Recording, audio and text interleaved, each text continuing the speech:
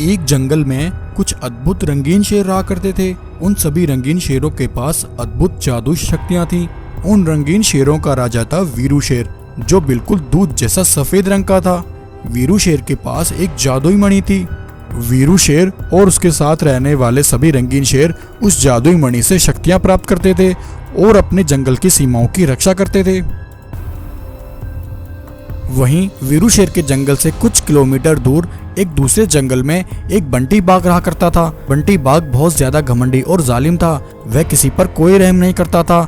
यहाँ तक कि बंटी बाघ अपने ही जंगल के जानवरों का शिकार कर लेता था और उन्हें मारकर खा जाता था। एक बार बंटी बाघ अपने जंगल के सभी जानवरों का शिकार कर लेता है, जिसके कारण उसके जंगल में सभी जानवर अचानक से खत्म हो जाते हैं। बंटी बाघ शिकार ढूंढने के लिए अपने जंगल में भटकता रहता है, लेकिन उसे एक भी जानवर शिकार करने को नहीं मिलता। तब यह देखकर बंटी बाघ बहुत परेशान हो जाता है। तब बंटी बाघ अपने एक जासूस चीता से मिलता है। चीता, हमारे जंगल के सभी जानवर अचानक से कहाँ चले गए? मुझे शिकार करने के लिए एक भी जानवर नहीं मिल रहा। तब चीता कहता है, बंटी महाराज, छोटा मुंह बड़ी बात। आपने हर रोज इतने शिकार किए हैं कि अब हमारे जंगल में शिकार करने के लिए एक भी जानवर नहीं बचा। अरे चीता, ये तुम क्या कह रहे हो? अब क्या मैं शिकार करना छोड़ दूं? नहीं नहीं महाराज, मेरा ऐसा मतलब नहीं था।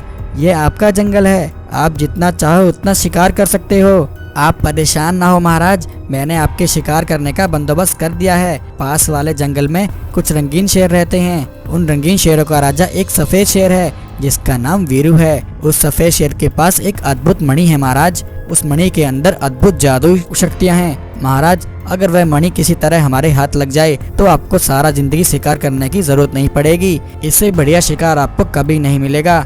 हम उस सफेद शेर से उसकी मणि छीन लेंगे और फिर उन सभी रंगीन शेरों का शिकार कर लेंगे और उनके जंगल पर कब्जा कर लेंगे। चीता की यह बात सुनकर बंटी बाघ की आंखें चमक उठती हैं। अरे वाह चीता, तुमने तो आज मुझे बहुत अच्छी खबर सुनाई है। चलो, मैं आज ही अपनी सेना लेकर उन रंगीन शेरों के जंगल की ओर निकलता हूँ। ऐसा कहकर बंटी बाघ अपनी सेना लेकर रंगीन शेरों के जंगल में पहुंचता है और एक हरे रंग के शेर पर हमला करके उसका शिकार कर लेता है और अपनी गुफा पर लाकर उस हरे रंग के शेर को खा जाता है। ऐसे ही एक रात जासूस चीता सिपाही चिपके से वीरू शेर की गुफा पर पहुंचता है और वहां जाकर उसकी जादुई मणि को चुरा लेता है। सुबह जब वीरू शेर उठकर देखता है तो उसे वह जादुई मणि कहीं नहीं दिखती। यह देखकर वीरू शेर बहुत परेशान हो जाता है। वहीं अगले दिन बंटी बाघ फिर से एक पीले रंग के शेर का शिकार कर लेता है और उसे बड़ी बेरहमी से मार देता है। लेकिन उस दिन बंटी बाघ को शिकार करते हुए एक रंगीन शेर देख लेता है। वह भागकर अपने महाराज सफेद शेर के पास पहुंचता है और सफेद शेर को सारी बात बताता है। वीरू शेर कहता है, अच्छा रंगीन शेर, उस बंटी बाघ की इतनी हिम्मत, मैं उसे नहीं छोड़ूंगा। मैं अभी जाकर उसे सबक सिखाता हूँ। तब वीरू शेर फौरन बंटी बाघ के पास पहुंचता है। अरे दुष्ट बाघ, कौन है तू? और तू बिना इजाजत के मेरे जंगल में कैसे आ गया? और तूने मेरे मासूम साथियों को भी मार डाला। मैं तुझे नहीं छोड़ूंगा। ऐसा कहकर वीरू शेर बंटी बाघ पर हमला करने जाता है, लेकिन बंटी बाघ बहुत शक्तिशाली था। वह अपनी सेना के साथ वीरू शेर पर हमला करके उसे बुरी तरह घायल कर देता है। वीरू शेर बड़ी मुश्किल से अपनी जान बचाकर वहां से भागता है और भागकर अपने साथियों के पास पहुंचता है। महाराज, अब हम क्या करें? वह बंटी बाघ तो बहुत ही खतरनाक है। उसकी सेना बहुत शक्तिशाली है। हम उनका सामना नहीं कर सकते महाराज, मुझे लग रहा है अब हमारा अंतिम समय आ गया है। बंटी बाघ की सेना हमें नहीं छोड़ेगी। नहीं मेरे साथियों, तुम्हें घबराने की जरूरत नहीं है। मुझे मालूम है बंटी बाघ और उसकी सेना बहुत शक्तिशाली है। हम सब मिलकर भी उनका सामना नहीं कर सकते। लेकिन इसका मतलब ये नहीं कि हम अपने जंगल को छोड़कर यहाँ से भाग जाएं। हम यहाँ से कहीं नहीं जाएंगे। मेरे पास इस समस्या का एक हल है। तब ऐसा कहकर सफेद शेर अपने मित्र गोल्डन शेर को याद करता है। तभी आसमान से एक पंखों वाला गोल्डन शेर जमीन पर उतरता है। वीरू मेरे दोस्त, क्या हुआ? तुमने मुझे क्यों याद किया? तब सफेद शेर अपने दोस्त गोल्डन शेर को सारी बात बताता है। गोल्डन शेर, हम सब एक बड़ी मुसीबत में फंसे हैं। उस दुष्ट बंटी बाघ ने धोखे से हमारी जादू मणि को चुरा लिया है। उसने मणि की शक्तियों से खुद को और अपनी सेना को शक्तिशाली कर लिया है और अब वह उन शक्तियों का गलत इस्तेमाल कर रहा है। वह दुष्ट बाघ अपनी सेना को लेकर किसी भी वक्त यहाँ पहुँचता होगा। गोल्डन शेर, अब तुम्हें हम सबकी रक्षा करनी है। वीरू शेर की यह बात सुनकर गोल्डन शेर कहता है, वीरू मेरे दोस्त, तुम चिंता मत करो, मैं तुम्हारे लिए एक विशाल गोल्डन लाइन हाउस बन जाता हूँ। फिर तुम अपने सभी साथियों को लेकर उस गोल्डन हाउस के अंदर चले जाना, वहाँ तुम सब सुरक्षित रहोगे। वह दुष्ट बंटी बाग कभी भी उस गोल्डन हाउस तक नहीं पहुँच पाएगा। अब गोल्डन शेर अपना एक विशाल रूप प्रकट करता है और एक विशाल गोल्डन लाइन हाउस बन जाता है। उधर बंटी बाग अपनी सेना लेकर रंगीन शेरों को मारने के लिए आता है, लेकिन इससे पहले वीरू शेर अपने सभी साथी रंगीन शेरों को लेकर उस विशाल गोल्डन हाउस के अंदर चला जाता है। बंटी बाग अपनी सेना के साथ वहां पहुंचता तब तक उस गोल्डन लाइन हाउस की सीढ़ियां गायब हो जाती हैं और वीरू शेर अपने सभी साथियों के साथ उस गोल्डन हाउस के अंदर सुरक्षित हो जाता है। तो इस तरह सफेद शेर अपने दोस्त गोल्डन लायन की मदद से अपने सभी साथियों को बंटी बाग के कहर से बचा लेता है। बहुत समय पहले एक तालाब के नीचे एक गरीब शेरनी अपनी बेटी के साथ रहा करती थी। शेरनी अपनी बेटी का बहुत अच्छे से ख्याल रखती थी।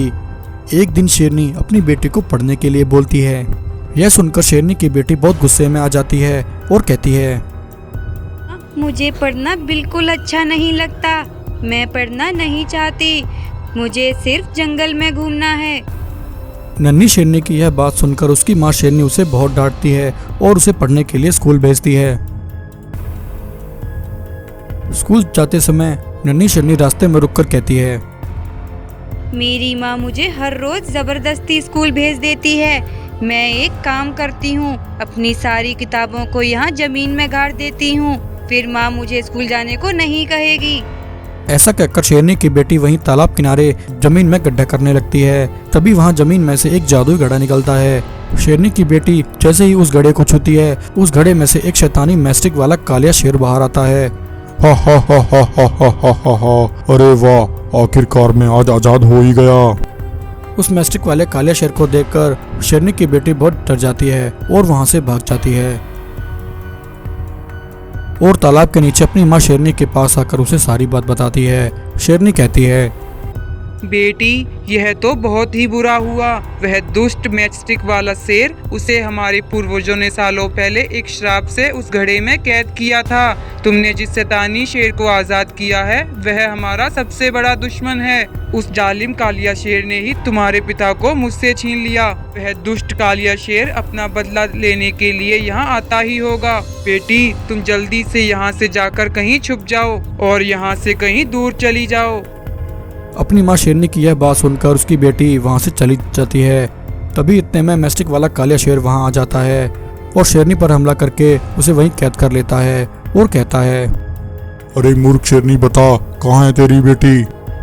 कालिया शेर, मैं तुझे कभी नहीं बताऊंगी मेरी बेटी कहाँ है। अच्छा, ऐसी बात है। ऐसा कहकर कालिया शेर वहां अपनी एक सेना प्रकट करता है और अपने सैनिकों से कहता है, सैनिकों, जाओ और इस शेरनी की बेटी को ढूंढकर मेरे पास ले आओ। जैसी आपकी आज्ञा शेर महाराज। तब कालिया शेर के सैनिक शेरनी की बेटी को ढूंढने के लिए निकलते हैं। उधर शेरनी की बेटी एक दूसरे जंगल में आ जाती है। वहाँ जंगल में शेरनी की बेटी को एक शैतानी बाघ मानव देख लेता है। वह कहता है, अरे वाह, लगता है यह किसी शेरनी की बेटी है और यह इस जंगल में खो गई है। मैं एक काम करता हूँ, मैं इस शेरनी की बेटी को पकड़ लेता हूँ और इसे अपने घर ले जाकर इसे अपने सारा काम कराऊंगा और इसे अपनी सेवा करवाऊंगा।